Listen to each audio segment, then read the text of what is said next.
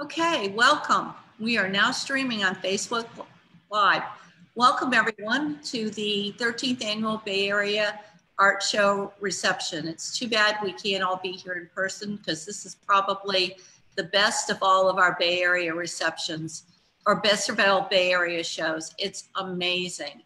I'm still hopeful that we'll be able to have a couple public days the next 2 weekends. Unfortunately, if the state of Florida doesn't stop having bad days like it did today. But so stay tuned and we'll be posting on Facebook and sending announcements out. Hopefully we will be able to do a Saturday afternoon and a Sunday afternoon open house over the next 2 weekends. But thank you very much. I'm here in the Art Center.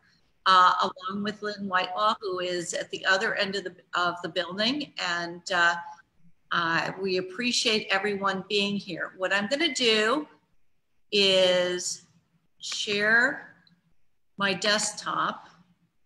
So let's hope that I don't screw this one up. And I'm gonna go to my PowerPoint. And here we are. I'm gonna start with the Bay Area Art Show. So this is how I'm going to tell you who won. First, want to thank our sponsor, Les Damas de Arte. I thought someone from Les Damas was going to be with us today, but they're not. So I do want to thank them. We appreciate their help.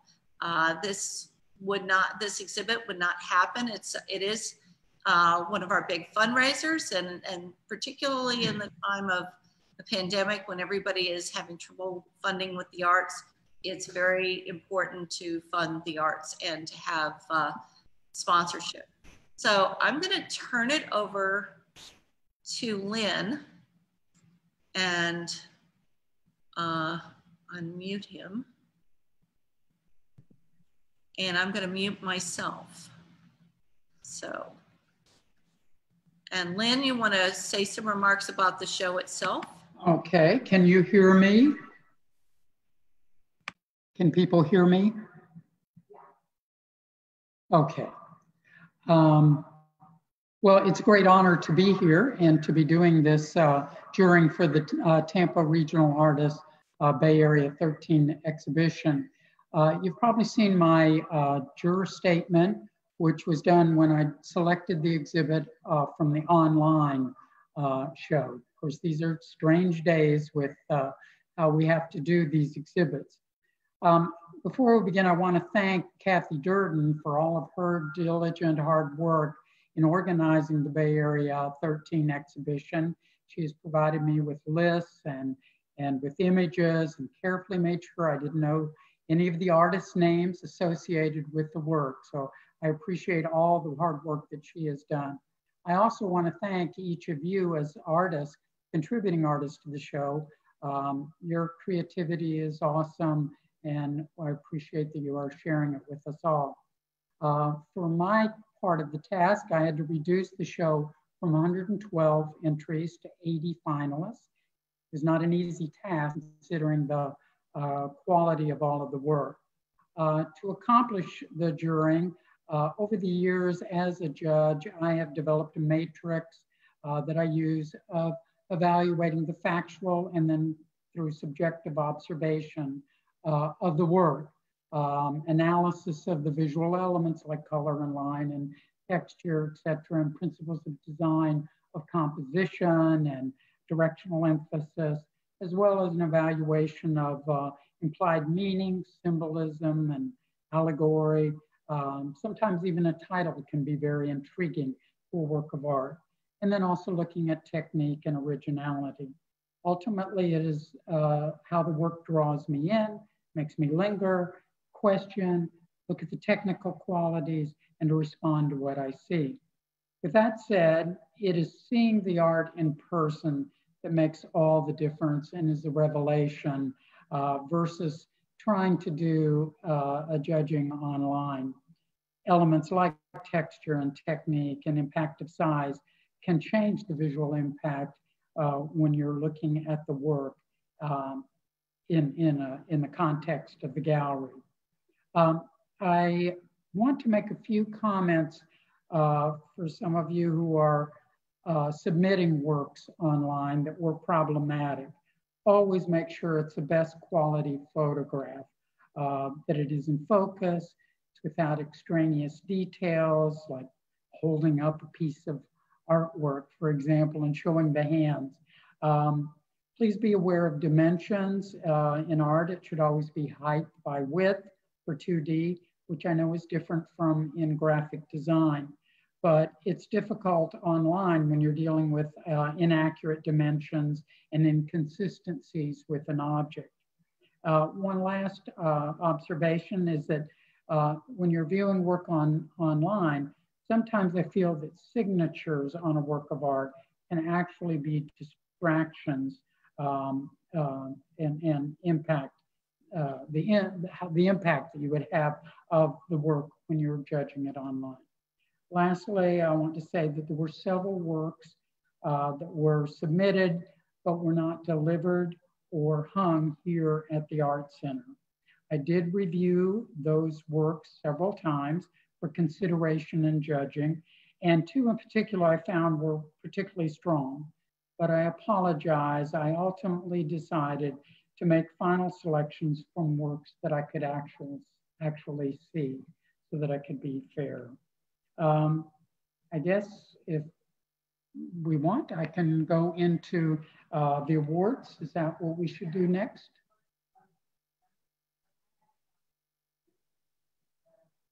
Okay. We're going to go from honorable mentions and then move up towards our Best in Show award. There were 5 honorable mention awards, and they are intended to recognize work that I would encourage Tampa regional artists to explore in painting, sculpture, other mediums like printmaking, and including mixed media. Alphabetically is how we are approaching these. So our first honorable mention is for Matt Elroy for a piece called The Red Kimono. This is a larger painting with some wonderful painted passages in it. And it's kind of embarrassing that this is the first work that I'm going to be discussing. Matt's not here, so I don't know how much to go into this, but I had wondered why you included a piercing on the model, which when you look at the work, your eye tends to go right towards that, or maybe that is my issue. I'm not sure it was necessary and that it took away from the overall image. There's some areas of technical skill, like the beauty of the model's face. Again, this is just my opinion, but I would encourage painting of this ambitious quality. Our second honorable mention goes to Patricia Gomez for Cumbia Dancer. There were 3 sculptures submitted for the exhibition, and they were all of really fine quality, pretty equal, and I actually loved all 3 of them. I wanted to recognize sculpture in the awards. I chose Cumbia Dancer because of how the artist, who in working in clay, has made the figure flow so gracefully in its presentation. Next, okay. Hi, this is Patricia. Do you want me to comment now? I cannot hear her. Hello, can you hear me? Barely. Okay, I'm gonna come as close as possible to the— Hold on a second.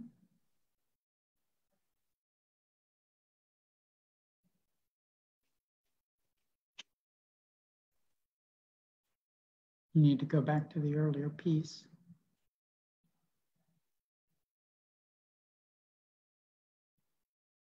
Yes. Okay. My son is here on the other computer and he tells me that he can hear me clearly.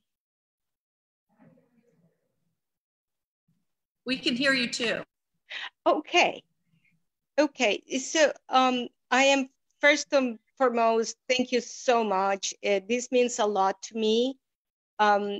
This piece is part of a series I've been working on, all related to cumbia, which is a Colombian dance.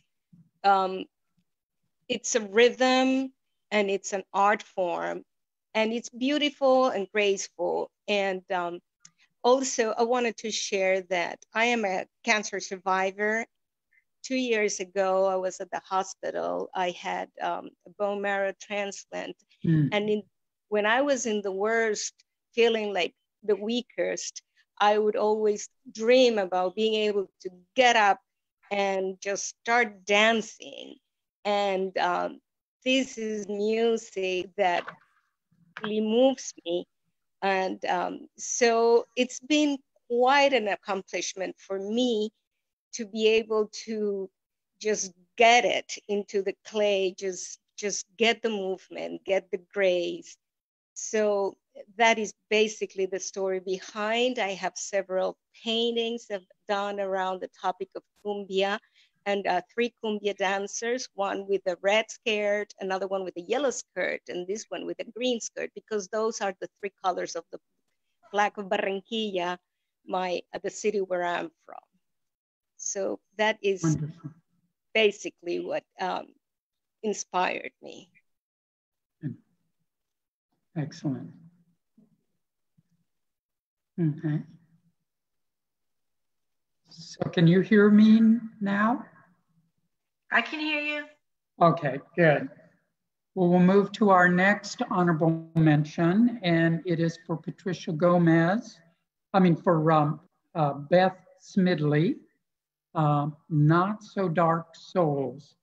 This is a very small mixed media work of collage with some found object and assemblage in it. I selected it because it drew me in, and I went back and looked at it several times.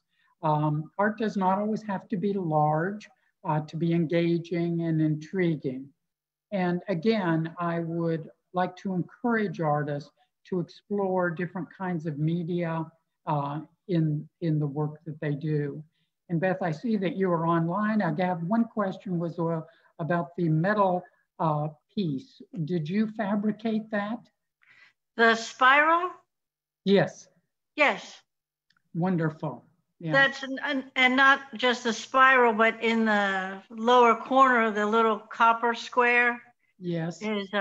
Is my stamped signature. I try to incorporate the mixed media piece of my.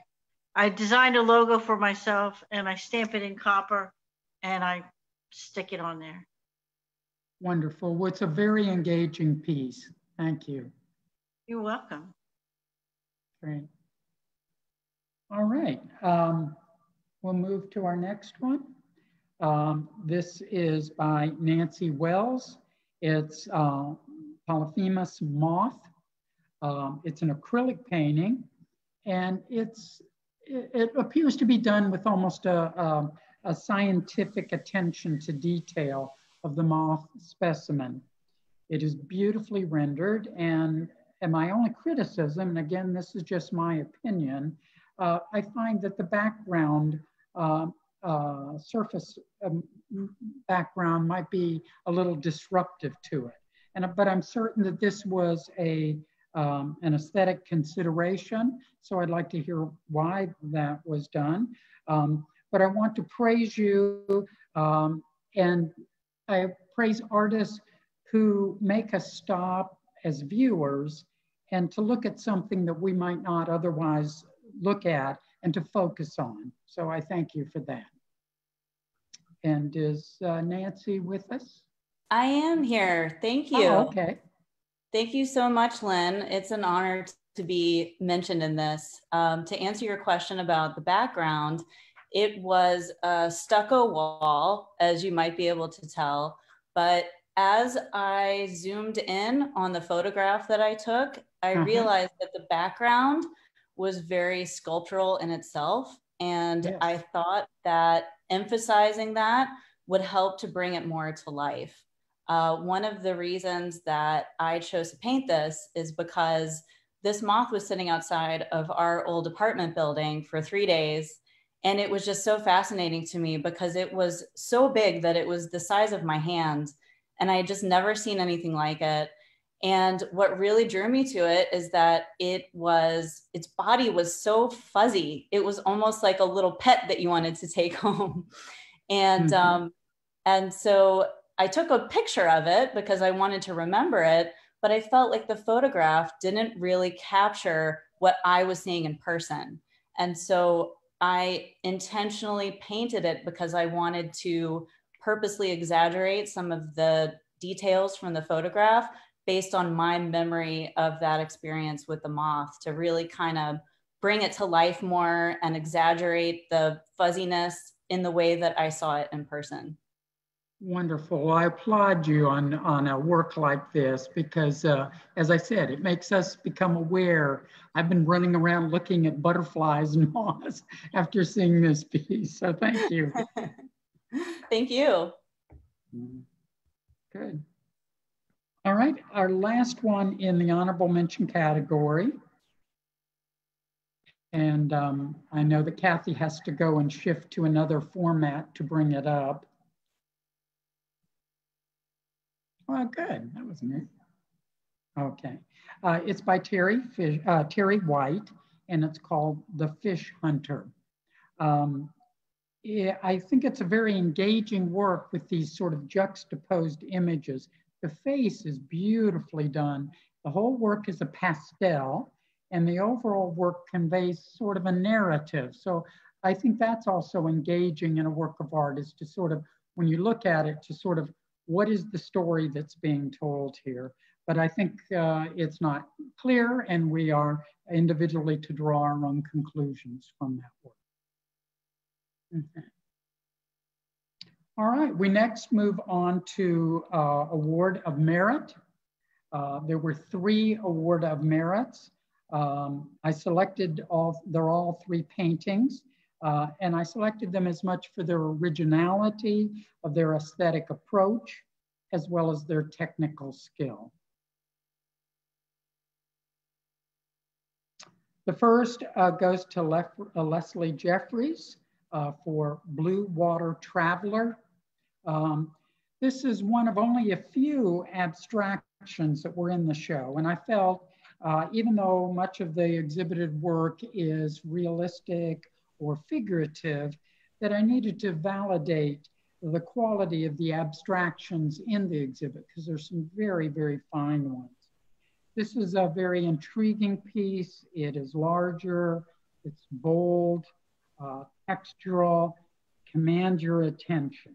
And these are all effective qualities in looking at abstraction.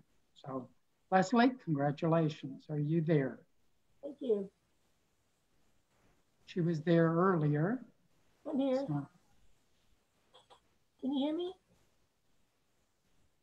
Yes? I don't know if they can you hear me? I cannot hear her. I can't tell if anyone can hear me or not.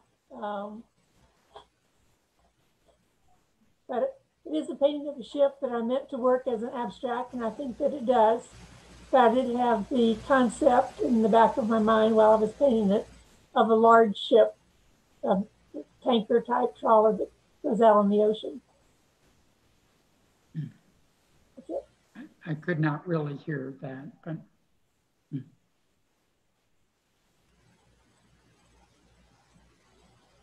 Okay. Is anyone able to hear me? Yes, okay. Good. I can hear you. Okay, thank you. Okay. All right. Thanks, Leslie. Thank you, Lynn. I'm very flattered. Thank you. All right. Good. Our next award of merit is to Candace Knapp for a piece called Interruption. There are 2 stylistically similar pieces that are in the show. In each, there is this sort of muted colors, implied movement, passage of time and a sense of energy that is projected in both of these small works. I have to admit, because I didn't know who the artists were, I was kind of shocked that these were by Candace Knapp, who is so highly regarded for her sculptures. So I guess kudos are in order for this new direction of your artwork, and so congratulations. Can you hear me? Yes. Yes. Thank you. Thank you. Well, yeah, I was a sculptor forever, and yes, I missed playing with colors. And I started painting a few years ago, maybe 5 or 6 years ago, although I minored in it in college. And I painted water for quite a while. And just in the last few months, I've started painting kind of like blurry people. I take a lot of pictures and I put things together, and it kind of gives me more content than just water did. I'm trying for, right now our lives are interrupted, you know, and everything is shifted, and it's like they shook up the snow globe. So that's whatever's going on with me is coming out in these new paintings, and I hope it's a good direction, but it's fun to try a new thing. Absolutely. Well, I think they're very engaging. So congratulations to you. Thank you. Thank you. Thank you. All right, good. Well, we next move to the best categories. I do? Oh, my, sorry. The last of our award of merits, I apologize, is for Donna Morrison, Everglades Cypress Base. This is a large and just beautifully executed, very, very detailed watercolor. It's a gorgeous example of watercolor. It makes you want to go over every nuance of the base of the cypress tree. It's subtle, patterned, it's enhanced with color selections. It's just an extraordinary work. So congratulations to you, Donna. Thank you, Lynn. Thank you. Yeah. So did you go out into a swamp boat to do this? You know, I was in the Everglades, and we went on a hike through the Clyde Butcher cypress. I forget what they call it. It's basically a swamp tour behind his gallery. And I think the interesting thing is I had never gone on a swamp tour, and I had visions of muck and mud and snakes and alligators and, you know, crazy stuff. And it was so beautiful and quiet and serene, and the water was really pure. And I just felt like this picture really gave me the feel of being there. It actually was not as light around the picture as in real life. I mean, the painting is lighter around the base to help make it stand out, but that kind of ethereal feeling just is what you felt when you were standing in the middle of the cypress swamp. And I just, you know, Florida is my heart, and promoting the conservation of these beautiful places is so important to me. So I really appreciate you acknowledging your love for the painting, because it means a lot to me, for sure. It's a beautiful piece. Thank you. All right. Well, we next move to the best categories.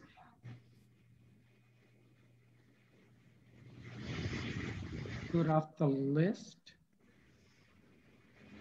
Oh, okay. All right. These categories include oil, acrylic, watercolor, photography, and then a broad-based category called other, which includes sort of an umbrella of sculpture, mixed media, drawing, printmaking, pastels, fiber, and other 2- and 3-dimensional media. So looking at, for our best of oil, The piece that was selected was by Lee Bonet. It's called Aquamarine Dream. I had these were in a different order, so I have to sort of do a disclosure here that I have a bias. I love architecture. And so this work in particular just spoke to me in terms of its resonation of the architecture. It's done precise, architecturally rendered versus sort of an optical realism. And then it has this implied narrative that creates kind of a nostalgia and it kind of commands your attention. So I think I probably went back and looked at it about 3 times before I really made the connection of the gentleman sitting there and looking at the aquamarine car, dreaming about that. So like I said before, I love sometimes where titles can affect a work of art. And but in this case, I think the architectural rendering is very well done. It's a beautiful piece. There were a variety of oil paintings in a lot of different subject matter and topics. And so it was a difficult medium to choose the best of oil. And is Lee on here? Okay, all right.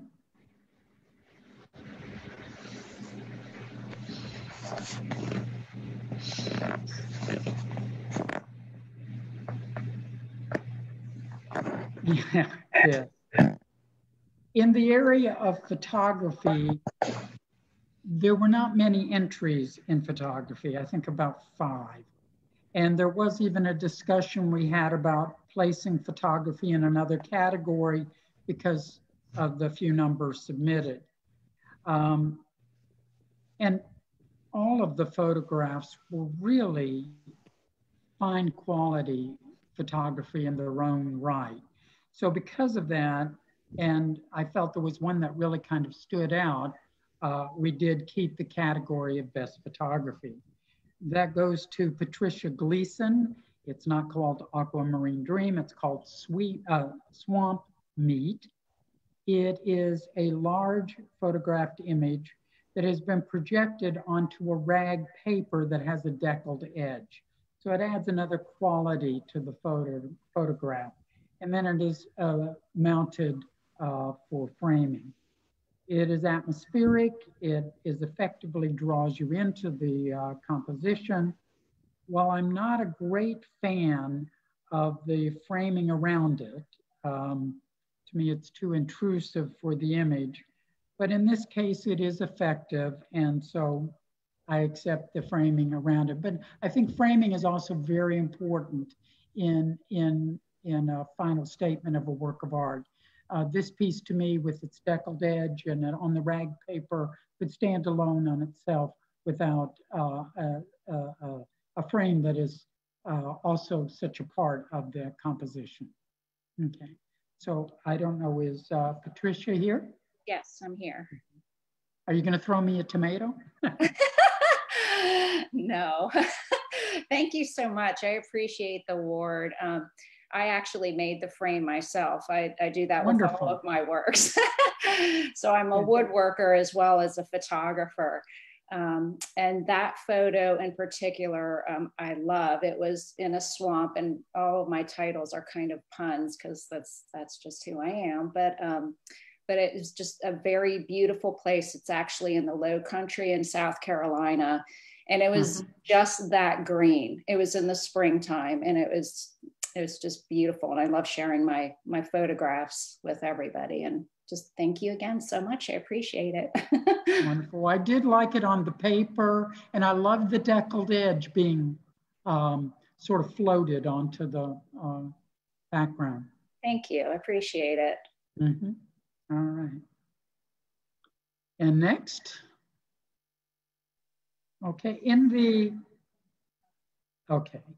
the category of other, and again, that includes such a wide variety of, it would include the sculpture and mixed media, drawing, pastels, fiber, and other 2- and 3-dimensional works and printmaking. That made it very, very hard to select a piece, and I went back and forth. And it is probably a disservice in judging to have such wide variety of images. It's like evaluating apples and oranges. Anyway, I do encourage more exploration of 2D and 3D media. And while it was a hard decision, I did choose, this is by Deb Biasetti. It's called Hope. It's a very, very fine graphite drawing that includes really confident mark making. And I love her technique of using erasure as part of the rendering. It is very nicely done, and it captures a sense of personality of the koala bear. So again, it makes us look at it at something differently that we might not otherwise look at. So that was my selection. Yeah. Okay. Okay.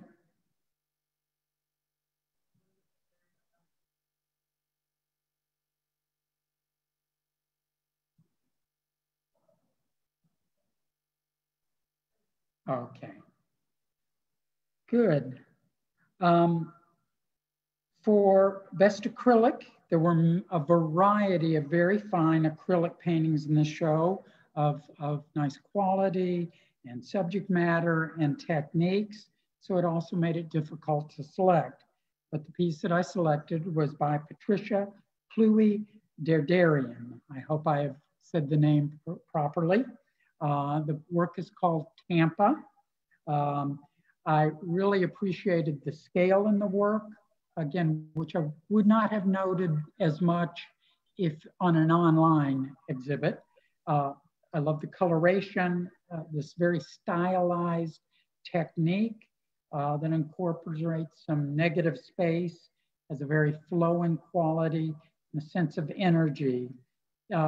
This work seemed very original and new to me. I do know this artist only recently introduced to me when I was watching a Zoom where I believe she was included as one of the emerging artist grants for Creative Pinellas. And so I do look forward to seeing more work by this artist. And I know you submitted two and I only included one, but this is a really nice piece. Okay. Thank you. And is she there? Yes, hi, I'm here. Can you hear me? Hello? Yes. Hi, thank you so much. I'm very honored that, that you chose one of my pieces. It's very important for me that you have to hear what thought about it. For me, they're very important. I have a background, as I explained in that Zoom meeting, in architecture. But for me, it has always been, I chose architecture because it was the closest thing to art that I could do in the little town where I came from. And my focus was always to try to, as an architect, to create places that, to create magic places that bring this energy, this good feeling of being there in some way. And now what I like to do with my paintings is I choose places that bring me that kind of happiness and energy and that feeling that you have in this public places. They're amazing and full of life, full of people around. And that's what, when I'm painting, I try to put it into it, all this energy, all this feeling that you feel when you are there and surrounded by these people and this ambience. And that's what I try to put it there. Thank you very much. Well, I really like your style, and of course, you fed into my bias of architecture too. So. Thank you. Good. All right. Okay, we now move to Best Watercolor. And of all of the submissions into this show, the category of watercolor was by far the most consistently strong in the show. And that is really not surprising because this area has some of the finest watercolor artists in Florida, if not even in the country. And several of them are in this show. So it was probably the hardest category for me to choose because all of them, to me, in this category were award winners. I was very proud, though, after I had made my selection, to find out that it is a young artist who is just emerging in her career. So I didn't give it to one of the old timers, I gave it to someone new, and that makes me feel good. Her name is Ava Yayomi, if I have said that correctly. And it's a piece called Memento Mori, which deals with passage and death. The watercolor is so enigmatic. It kept me returning again and again to look at it. It's a fairly large piece. The title, of course, the representation of a young female figure who's sort of emerging from the dark background, the subtle inclusion of these, I guess they're like goldfish moving throughout the composition. It creates an overall feeling, which it's not eerie, it's not morose, it's not even disturbing. Instead, it is really engagingly beautiful. So I found it to be a really wonderful piece. And is Ava with us? Hi. Can you hear me? This is Eva Gayomi. First, I want to thank everyone, especially Kathy Derdin, for this opportunity and for making this happen in the middle of this pandemic. The name Memento Mori is a Latin word for remember you will die. This actually is an ancient practice of reflecting on our mortality that goes back to Socrates, who said that the practice of philosophy is about nothing else but dying and being dead. So Memento Mori has historically been used as an artistic or symbolic reminder of the inevitability of our death, which may help us to live our life a little better, be a better person, be kinder, more compassionate. And I use these fishes as a symbol. It's like fishes in this painting symbolize the state of transition between matter and spirit and between life and death. So basically, they are here to help us through this journey. Yeah, that's pretty much it. Well, wonderful. Thank you for sharing all of that about the piece. It's a magnificent piece. Thank you so much. Thank you. Thank you. Mm-hmm.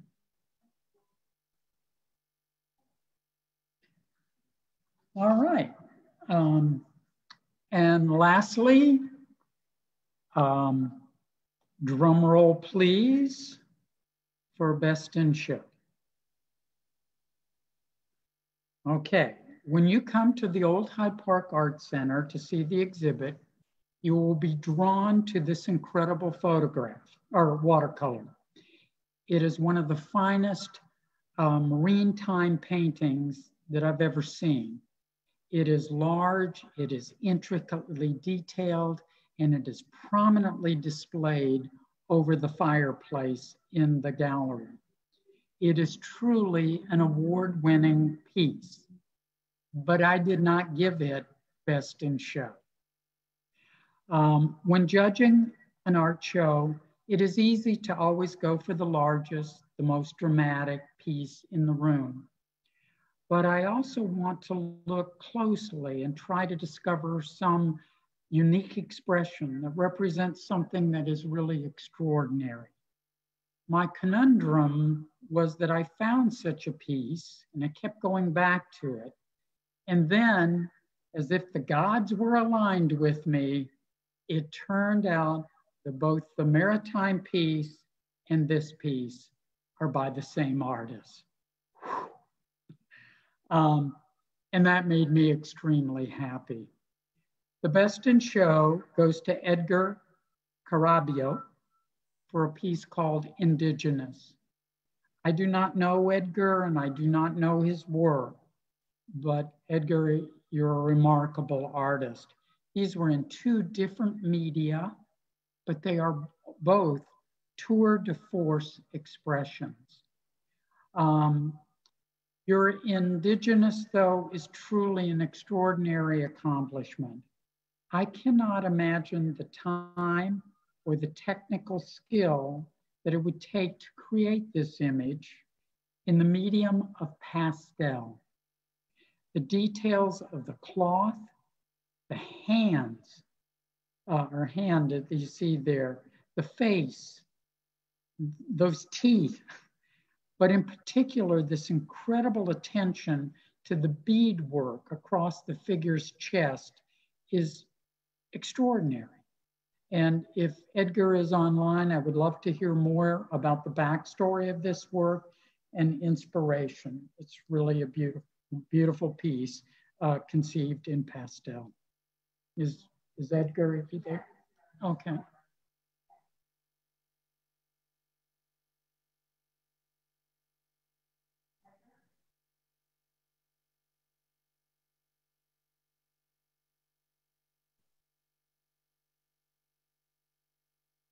No.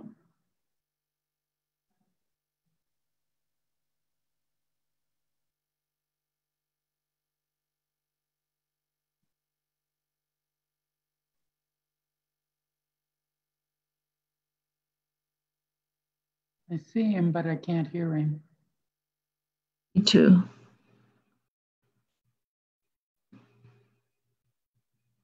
He's speaking, but I can't hear him.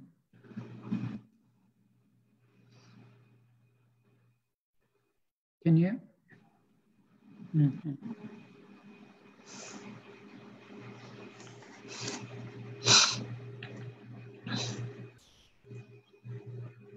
Oh, I'm sorry.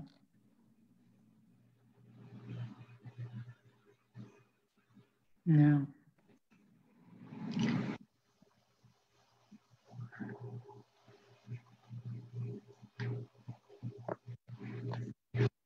Well, Edgar, if you can hear me, I know that all of us would like to have heard what you had to say.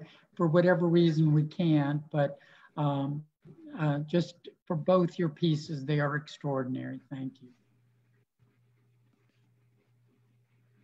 Okay, I guess in closing, and if someone has a question or whatever, I can try and answer, but we are certainly in surreal, strange days. This was very difficult first to do the online show. We didn't know if we would have a real show. I'm grateful that I got to come here and be in this gallery and see this remarkable work. All of us who work in the creative arts industry, it's so important that we stay strong. I know there's 12 million of us out of work, and it's just really, as I say, surreal, strange days. But I wish for each of you to be safe and to be healthy and during these times. And I just encourage you to keep doing your work. You are the symbols of our humanity. You will help us to get through all of this, and you will provide us hope through your work. So I just wish you all the best. And thank you for this Lynn, and thank you, Kathy. Mm-hmm. Thank you so much, you guys.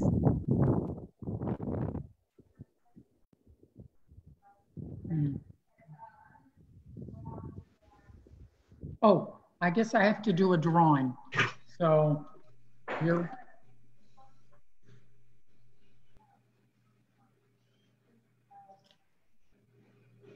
You're muted, Kathy.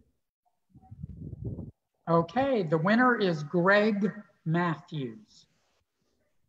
Good. Okay. All right. All right, thank you very much, everyone, for coming. Just some housekeeping for what's coming up.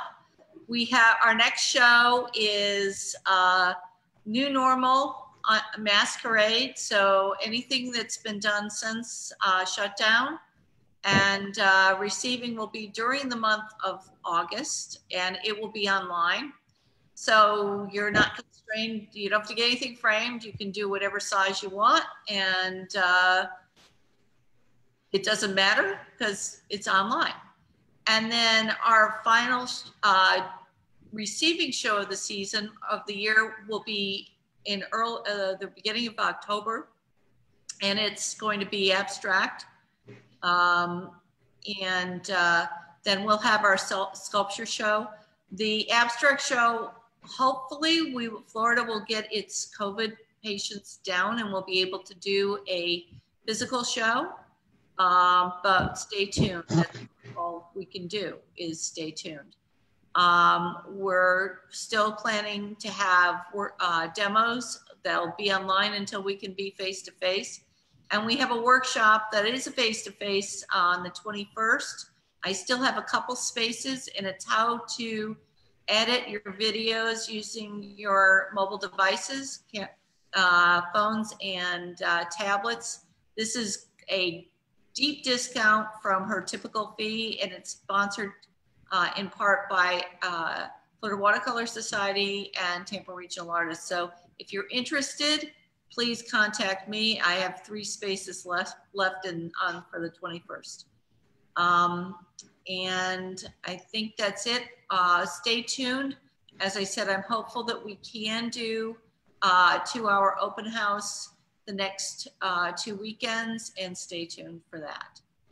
Any questions? I don't see anything in the chat, and I answered the Q&As. So with that, I want to applaud everybody who, everything here was fabulous. Lynn had a horrible time picking, and because I was here with him and he had a horrible time doing it, and could have given out more awards. So congratulations to everyone who's in the show, and hopefully we will see you in one of the upcoming shows coming up, particularly our next one, which is going to be a lot of fun. So thanks so much and have a great day. And this was on Facebook Live, so you should be able to share it. Thank you. Thanks, Kathy. Thank you.